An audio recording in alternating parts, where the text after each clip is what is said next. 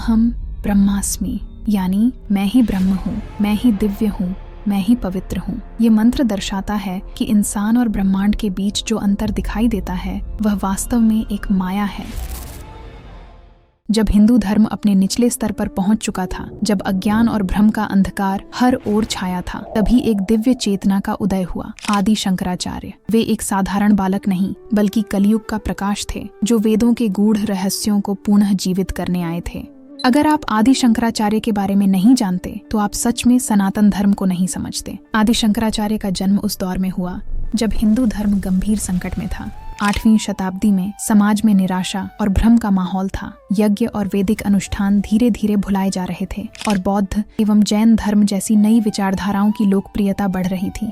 तब आदि शंकराचार्य का जन्म केरल के कालडी में हुआ और उन्हें शंकर नाम दिया गया, जिसका अर्थ है समृद्धि लाने वाला। यह वही शंकर था जो संसार को उस सत्य से परिचित कराने आया था जो आंखों से नहीं आत्मा से देखा जाता है। आदि शंकराचार्य के माता पिता शिवगुरु और आर्यम्बा गहरे शिव भक्त थे। कहा जाता है कि शंकराचार्य का जन्म उनके पिता की तपस्या और भगवान शिव की कृपा से हुआ, जैसे शिव ने स्वयं अवतार लिया हो। आदि शंकराचार्य भारतीय दर्शन के महान आचार्य बने, जिनके ज्ञान ने सनातन धर्म को नई दिशा और स्थिरता दी।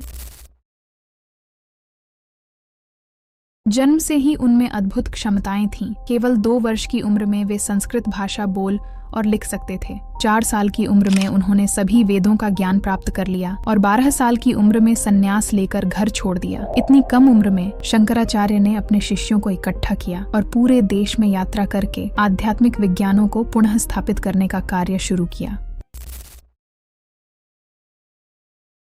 कहते हैं, जब किसी ने महान विद्वान आदि शंकराचार्य से पूछा, आप कौन हैं, तो उन्होंने अपना समय खुद को समझाने में बर्बाद नहीं किया। इसके बजाय उन्होंने शक्तिशाली निर्वाण षटकम के श्लोकों का पाठ किया। इन श्लोकों के माध्यम से उन्होंने बताया कि वह क्या नहीं है और अंततः अनंत चेतना की उस अवस्था तक पहुंचे जहां केवल सत्य शेष रहता है।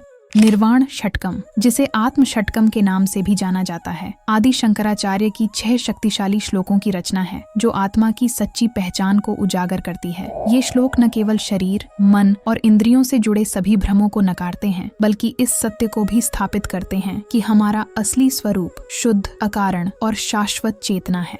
चिदानंद रूप शिवोहम शिवोहम की गूंज के साथ यह श्लोक एक अद्वितीय आध्यात्मिक यात्रा का आरंभ करता है, जहां साधक आत्मज्ञान के गहन समुद्र में उतरता है और निर्वाण की अनंत शांति की ओर बढ़ता है।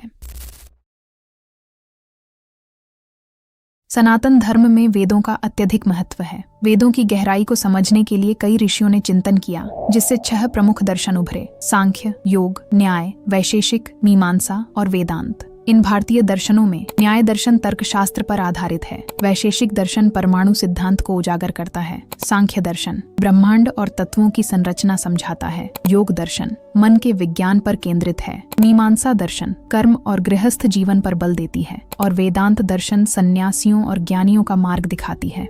हालांकि मीमांसा और वेदांत में मतभेद उभर कर आए हैं। मीमांसा का उद्देश्य वेदों के अनुसार धार्मिक कर्तव्यों का पालन करना है ताकि स्वर्ग प्राप्त हो सके, जबकि वेदांत का लक्ष्य जन्म और मृत्यु के चक्र से मुक्ति पाना है, जो आत्मज्ञान और परम सत्य की समझ पर निर्भर करता है। जब आदि शंकराचार्य ने वेदों को समझने की कोशिश की, तब उन्होंने एक महत्वपूर्ण सिद्धांत दिया, अद्वैत वेदांत। अहम ब्रह्मास्मि अद्वैत वेदांत के दर्शन का एक मूलभूत सिद्धांत है, जिसे आदि शंकराचार्य ने अपनी शिक्षाओं और रचनाओं के माध्यम से व्यापक रूप से प्रचारित किया। आदि शंकराचार्य का मानना था, इंसान खुद को समझकर पूरे ब्रह्मांड को जान सकता है, क्योंकि हम सब एक ही मूल तत्व का हिस्सा हैं। उन्होंने कहा कि भौतिक संसार केवल माया है, एक भ्रम जो असली वास्तविकता को देखने से रोकता है। मुक्ति तभी मिलती है जब हम अपने असली स्वरूप यानी आत्मा को पहचानते हैं। दिलचस्प है कि आज का विज्ञान भी यही सिद्ध कर रहा है कि सब कुछ एक ही ऊर्जा से बना है और सभी चीजें आपस में जुड़ी हुई हैं। आदि शंकराचार्य और मंडन मिश्र के बीच हुआ प्रसिद्ध शास्त्रार्थ भारतीय दर्शन के इतिहास में एक अहम मोड़ है। ये शास्त्रार्थ अद्वैत वेदांत और मीमांसा के विपरीत दर्शनों पर आधारित था, जिसमें ज्ञान मार्ग और कर्म कांड यानी वैदिक अनुष्ठानों के बीच श्रेष्ठता पर बहस हुई। मंडन मिश्र उस समय के प्रमुख दार्शनिक और विद्वान थे, जिन्होंने मीमांसा दर्शन में महत्वपूर्ण योगदान दिया था। यह शास्त्रार्थ नर्मदा नदी के तट पर हुआ। जब मंडन मिश्र ने शंकराचार्य को निर्णायक चुनने का अधिकार दिया, तो शंकराचार्य ने उनकी विद्वान पत्नी उभया भारती को चुना। ऐसा माना जाता है कि देवी उभया स्वयं माता सरस्वती का अवतार थीं और मंडन मिश्र भगवान ब्रह्मा के रूप थे। इस प्रकार यह शास्त्रार्थ 3 दिव्य शक्तियों के बीच था, माता सरस्वती, भगवान ब्रह्मा और स्वयं शिव के रूप में आदि शंकराचार्य। इसे और रोमांचक बनाने के लिए दोनों ने एक शर्त रखी, यदि शंकराचार्य हार गए तो उन्हें मंडन का शिष्य बनकर गृहस्थ जीवन अपनाना होगा, और अगर मंडन हार गए तो उन्हें शंकराचार्य के शिष्य बनकर संन्यास लेना होगा। इस शास्त्रार्थ में कई महत्वपूर्ण विषयों पर चर्चा हुई। दोनों विद्वानों ने ज्ञान, अनुष्ठानों और मुक्ति के मार्गों पर अपने अपने मजबूत तर्क प्रस्तुत किए।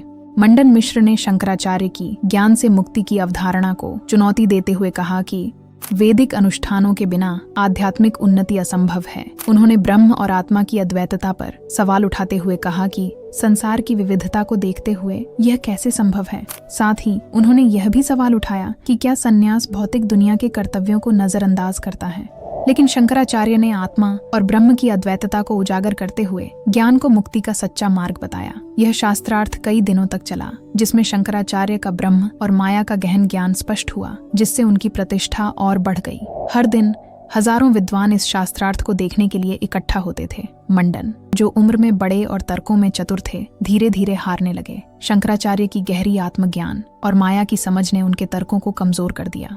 फिर मंडन की पत्नी उभया भारती ने शास्त्रार्थ में दखल दिया। उन्होंने शंकराचार्य से सवाल किया कि अगर वे भौतिक दुनिया और माया का अनुभव नहीं रखते तो मुक्ति के बारे में इतनी निश्चितता कैसे रख सकते हैं। इस चुनौती के साथ उभया ने शंकराचार्य से मानव कामुकता पर सवाल पूछना शुरू किया। शंकर, जो एक ब्रह्मचारी थे, ये जानते थे कि ये सवाल उन्हें उलझाने के लिए हैं। उन्होंने कहा, मुझे 1 महीने का समय चाहिए।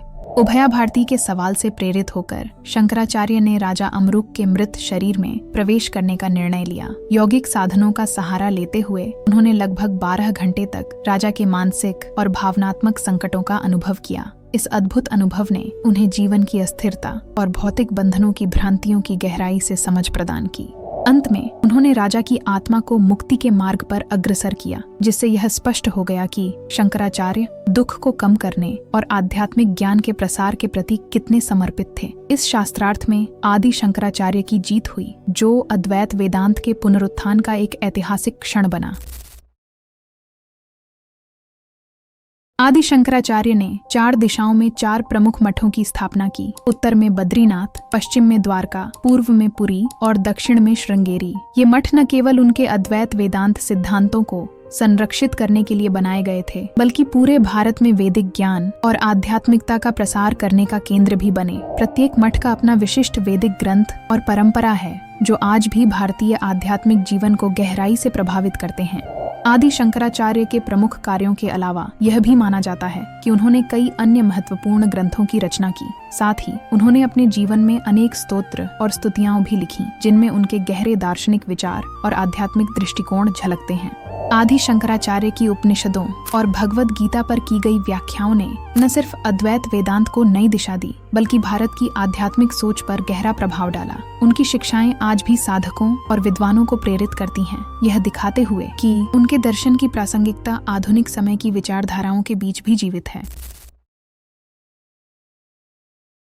आदि शंकराचार्य की शिक्षाओं ने हमें अद्वैत वेदांत के एक महान सत्य से परिचित कराया, अहम ब्रह्मास्मि। उनके जीवन और योगदान ने यह सिद्ध किया कि हम सभी उसी ब्रह्म का अंश हैं और यह संसार केवल एक माया है। दोस्तों, ऐसी और जानकारी और कथाओं के लिए हमारे चैनल पर जरूर जाएं।